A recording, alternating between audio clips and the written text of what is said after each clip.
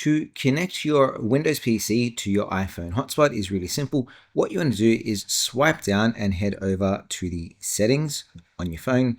And then from here, you'll see there's a range of different options, and there's one called personal hotspot about in the middle of this top section. Select on personal hotspot. And then if the allow others to join toggle is off, simply turn that on. If you want to see your Wi-Fi password, it's actually right down the bottom. Mine is 1000 GB. But if you want to change it, select on that and type in a new password. On your PC, scroll over to the bottom right-hand corner and select on the Wi-Fi symbol or the battery sign. This will open up a context menu, and then press on the right arrow.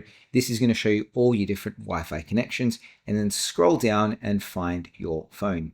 I'm going to select on Aldo iPhone 17 Pro.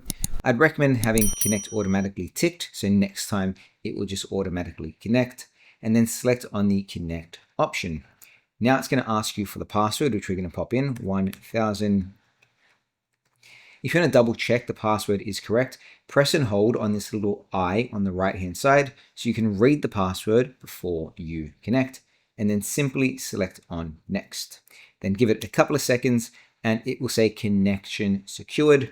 And then on your phone, you have a little green personal hotspot symbol at the top of your phone. If you wanted to turn off your hotspot, simply go back into your settings, select on personal hotspot, and then turn this option off.